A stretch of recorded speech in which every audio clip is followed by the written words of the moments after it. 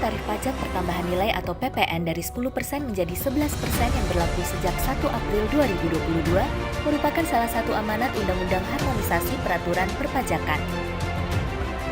Pengaturan terkait PPN ini juga tak terpisahkan dari upaya konsolidasi fiskal dan reformasi perpajakan untuk mendukung penerimaan pajak yang optimal dan berkesinambungan.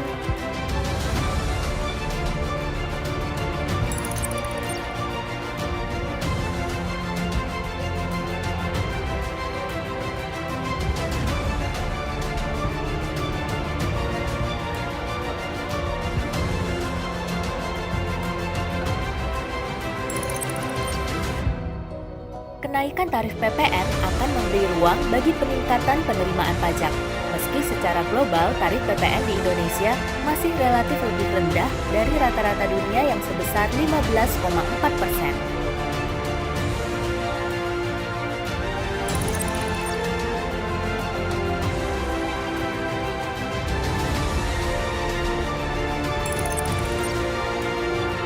Di tengah inflasi yang meningkat akibat kenaikan harga-harga komoditas global, kenaikan tarif PPN diprediksi tidak berdampak signifikan terhadap inflasi, yaitu hanya sebesar 0,4% year on year.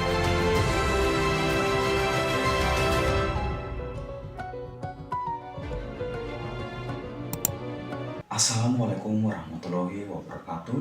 Salam sejahtera untuk kita semua. Pada kesempatan ini, saya akan membahas materi tentang tax planning PPN atau biasa yang disebut dengan bagaimana perencanaan pajak di pajak pertambahan nilai. Sebelum lebih jauh membahas tentang tax planning PPN, terlebih dahulu kita perlu tahu apa sih itu PPN. PPN adalah pajak tidak langsung yang dikenakan atas konsumsi barang atau jasa kena pajak di dalam daerah pabean. Atau bahasa asingnya, PPN ini biasa dikenakan pada saat ada transaksi pembelian ataupun penjualan pengusaha kena pajak. Nah, sesuai dengan karakter PPN ini bersifat non-kumulatif dan dalam pemberlakuan pajak PPN tidak membolehkan terjadinya pajak berganda. Selain itu, ada beberapa objek dari PPN itu sendiri. Yang pertama, penyerahan barang kena pajak atau jasa kena pajak yang dilakukan oleh pengusaha kena pajak. Apa-apa saja sih kategori barang kena pajak atau jasa kena pajak?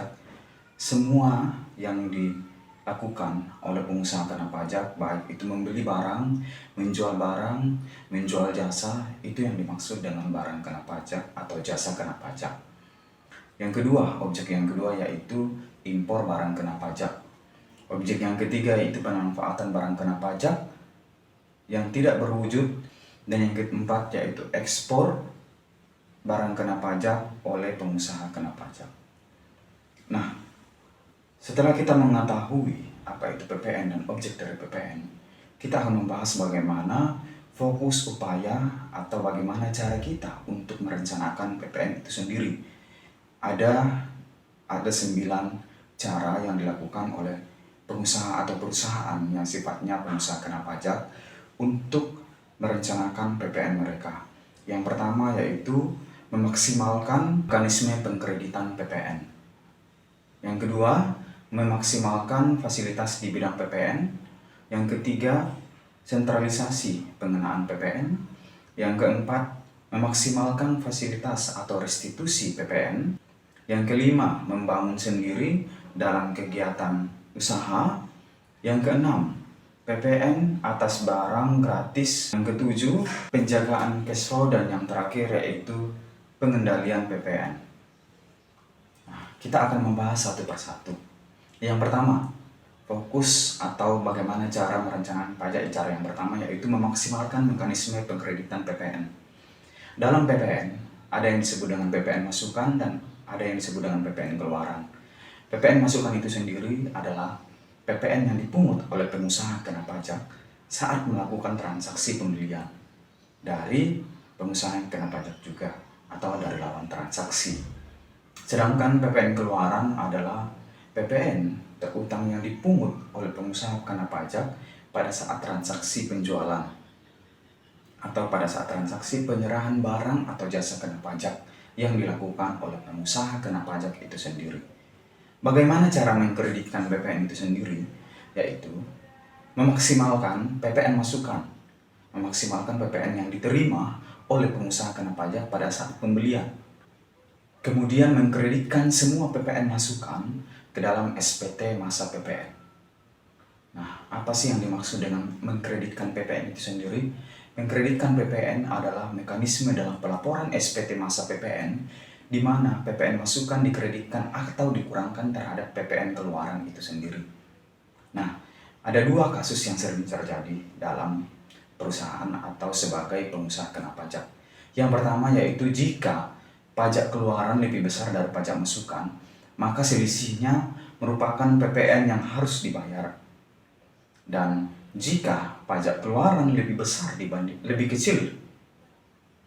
jika pajak keluaran lebih kecil dibandingkan dengan pajak masukan, maka selisihnya merupakan kelebihan bayar PPN yang dapat dikompensasikan ke masa berikutnya atau dimanfaatkan sebagai restitusi atau pengembalian PPN. Ada beberapa mekanisme atau cara untuk mengkreditkan PPN. Yang pertama, pajak masukan dikreditkan dengan pajak keluaran untuk masa pajak yang sama. Ini untuk apa? Untuk mengurangi pembayaran pajak keluaran yang telah dilakukan pada saat penjualan atau penyerahan barang atau jasa kena pajak. Yang kedua, pajak masukan boleh dikreditkan paling lambat dalam masa 3 bulan selama masa diterbitkannya. Jadi faktur pajak yang diterima pada saat pembelian atau PPN masukan yang diterima pada saat pembelian itu masih bisa dikreditkan dalam waktu 3 bulan. Ini untuk apa? Ini untuk perencanaan pembayaran PPN itu sendiri. Dan yang mekanisme pengkreditan yang ketiga yaitu jika dalam suatu masa pajak belum ada pajak keluaran atau belum ada pembelian atau belum ada penjualan atau penyerahan barang kena pajak, maka pajak masukan atau PPN masukan dapat dikreditkan. Bagaimana pajak masukan yang dapat dikreditkan? Jadi ada dua syarat agar pajak masukan itu dapat dikreditkan. Yang pertama yaitu memenuhi ketentuan formal dan yang kedua yaitu memenuhi ketentuan material. Memenuhi ketentuan formal maksudnya adalah faktur pajak sudah sesuai dengan isi ketentuan dengan ketentuan yang ada. Jadi biasanya faktur pajak yang diberikan oleh supplier atau yang diberikan kepada customer itu melalui aplikasi e-faktur. Nah, jika sudah melalui aplikasi e-faktur, itu sudah memenuhi ketentuan formal karena di aplikasi itu sendiri sudah diatur bagaimana membuat cara faktur pajak yang terintegrasi dengan Direktorat Jenderal Pajak itu sendiri. Dan yang kedua, memenuhi ketentuan material. Pajak masukan yang dibayarkan atas perolehan BKP atau JKP yang berhubungan langsung dengan kegiatan usaha yang meliputi kegiatan produksi, manajemen, distribusi, dan pemasaran. Jadi semua pajak masukan yang dilakukan oleh rekanan atau supplier itu harus berhubungan langsung dengan transaksi yang ada di perusahaan agar memenuhi ketentuan material. Yang berikutnya, faktur pajak. Apa sih itu faktur pajak? Faktur pajak adalah bukti pemungutan pajak atau bukti pemungutan pajak pertambahan nilai. Jadi biasanya faktur pajak ini pasti ada PPN-nya. Jadi inilah yang digunakan oleh pengusaha kena pajak dalam mengkreditkan pajak masukan dan melakukan pemotongan PPN kepada konsumen. Ada beberapa poin penting yang dapat dicatat dalam faktur pajak agar faktur pajak ini tidak cacat.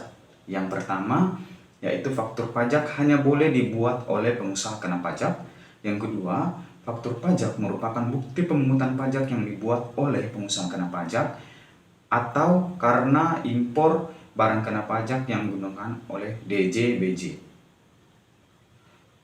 PPN yang dipungut berdasarkan atau sebagai pajak keluaran bagi penjual dan pajak masukan bagi pembeli.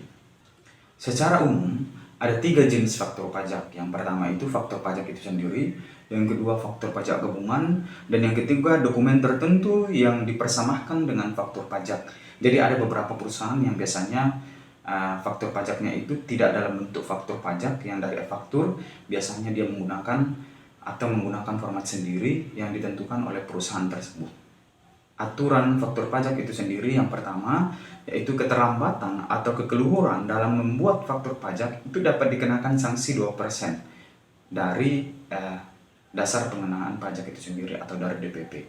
Dan untuk meringankan beban administrasi wajib pajak, saat tepat untuk membuat faktur pajak adalah saat terutangnya pajak atau saat terjadinya transaksi. Jadi ini untuk mengendalikan PPN itu sendiri. Dan kapan saat terutangnya PPN? Itu ada dua kondisi saat terutang PPN. Yang pertama yaitu pemungutan pajak pertambahan nilai dan pajak penjualan atas barang mewah menganut prinsip akrual. Jadi terutang PPN pada saat terjadinya penyerahan barang kena pajak atau terjadinya pembelian barang atau jasa kena pajak. Nah, ada beberapa fasilitas yang biasa disiapkan oleh Direktorat Jenderal Pajak di bidang PPN. Yang pertama itu fasilitas PPN yang tidak dipungut. Jadi ada beberapa daerah dalam dan tanda kutip yang biasa disebut dengan kawasan berikat itu tidak dilakukan pemungutan PPN. Yang kedua, fasilitas yang kedua itu fasilitas PPN dibebaskan. Jadi ada beberapa transaksi itu tidak dikenakan PPN. Dan yang fasilitas yang ketiga itu fasilitas PPN yang ditanggung oleh pemerintah.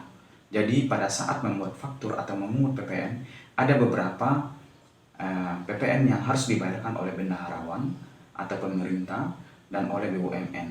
Jadi biasanya dalam pembuatan faktur pajak itu sendiri itu sudah dikenakan penomoran berbeda dengan transaksi-transaksi yang lainnya. Cara yang ketiga untuk merencanakan PPN yaitu sentralisasi atau pemusatan pengenaan PPN. Sentralisasi atau pemusatan PPN itu adalah langkah memilih salah satu tempat pajak pertambahan nilai yang terutang oleh pengusaha kena pajak yang memiliki lebih dari satu tempat PPN terutang untuk penghematan biaya administrasi. Jadi biasanya sentralisasi ini diperlukan pada saat ada perusahaan A memiliki cabang di tempat lain, misalnya di Makassar, di Medan, atau di Papua. Itu perlu adanya sentralisasi. Jadi perlu apakah sentralisasinya dilakukan di Makassar, apakah sentralisasinya dilakukan di Jakarta. Nah, itu untuk melakukan penghematan biaya administrasi pada saat terjadinya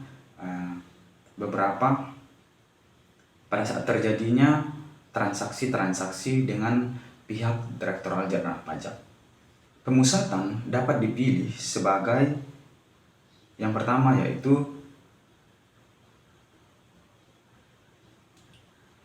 tempat pemusatan yang dipilih berfungsi sebagai yang pertama yaitu tempat pemusatan PPN yang terutang.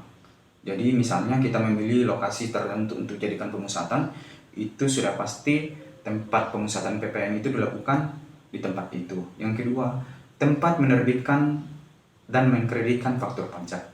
Dan yang ketiga itu tempat menyampaikan pelaporan surat pemberitahuan atau SPT masa PPN. Jadi pada saat sudah dilakukan sentralisasi, pelaporan PPN itu terpusat pada satu tempat. Jadi tidak ada pelaporan PPN lagi di tempat-tempat yang lainnya. Cara yang ketiga pada saat kita melakukan perencanaan pajak pertambahan nilai atau PPN yaitu memaksimalkan restitusi atau pengembalian PPN itu sendiri. Pengembalian atau restitusi ini terjadi pada saat pajak masukan yang tadi di awal saya bicarakan itu lebih besar jumlahnya dibandingkan pajak keluaran. Pengembalian PPN ini bisa dikembalikan dalam bentuk tunai, namun biasanya Direktorat Jenderal Pajak itu melakukan pemeriksaan terlebih dahulu ketika kita melakukan transaksi pengembalian atau restitusi PPN itu sendiri. Cara yang kelima dalam melakukan tax planning PPN yaitu membangun sendiri tidak dalam kegiatan usaha. Membangun sendiri tidak dalam kegiatan usaha maksudnya adalah membangun sendiri tempat tinggal atau tempat usaha yang dilakukan oleh orang pribadi atau badan yang dikenai PPN dengan ketentuan bahwa ini PPN yang digunakan dalam membangun sendiri itu dikenakan tarif 20% dari tarif PPN dan dari harga pembangunan tanpa adanya harga tanah. Dan yang keenam yaitu PPN atas barang gratis untuk keperluan promosi. Jadi cara ini biasa dilakukan untuk meminimalkan atau pembayaran PPN. Jadi ada beberapa pembelian barang secara cuma-cuma atau gratis yang merupakan bagian dari implementasi marketing strategi perusahaan. Mereka melakukan kegiatan promosinya untuk meningkatkan omset penjualan. Yang berikutnya, pemberian barang secara cuma-cuma merupakan objek dari PPN. Dan cara yang ketujuh yaitu penjagaan dari cash flow perusahaan. Jadi penjagaan maksudnya di sini adalah menjaga agar arus kas perusahaan itu dapat terjaga dengan baik. Jadi ini tujuannya untuk apa? Untuk menjaga kelangsungan atau keberlangsungan dari perusahaan. Nah, ini bisa dilakukan dengan melakukan pengendalian atas PPN masukan dan PPN keluaran yang terjadi pada saat masa tertentu. Cara dalam melakukan atau penjagaan cash flow ini dapat dilakukan dengan beberapa cara. Yang pertama yaitu menyegarkan pengajuan nomor pokok pengusaha kena pajak NPPKP pada perusahaan yang baru berdiri. Dan yang kedua yaitu melakukan transaksi dengan pengusaha kena pajak yang sejenis dan mengurangi transaksi dengan non-PKP atau yang tidak memungut PPN pada saat transaksi jual beli. Mengusahakan membeli bahan baku pada saat akan menjalankan proses produksi. Dan yang berikutnya yaitu mengajukan permohonan sentralisasi PPN bagi perusahaan yang mempunyai kantor cabang. Ini untuk menjaga cash flow perusahaan. Cara yang ke-8 dalam merencanakan PPN yaitu pengendalian pajak melalui tax review. Tax review merupakan pelayanan yang dilakukan untuk menelaah dan meneliti tingkat kepatuhan wajib pajak secara umum dan memberikan rekomendasi untuk meminimalkan pajak yang belum diketahui perusahaan. Jadi tax review biasanya dilakukan oleh pihak ketiga dari perusahaan itu untuk mengetahui apakah terdapat kesalahan implementasi kewajiban perpajakan yang ada, apakah selama ini proses pajak yang dilakukan oleh perusahaan itu sudah benar, atau ada yang perlu diperbaiki, atau ada yang perlu dilakukan dalam meminimalkan pembayaran pajak perusahaan. Nah, itu adalah beberapa cara dalam meminimalkan atau melakukan perencanaan terhadap pajak pertambahan. Demikianlah materi kita untuk hari ini. Terima kasih atas perhatiannya. Wassalamualaikum warahmatullahi wabarakatuh. Tuhan Yesus memberkati.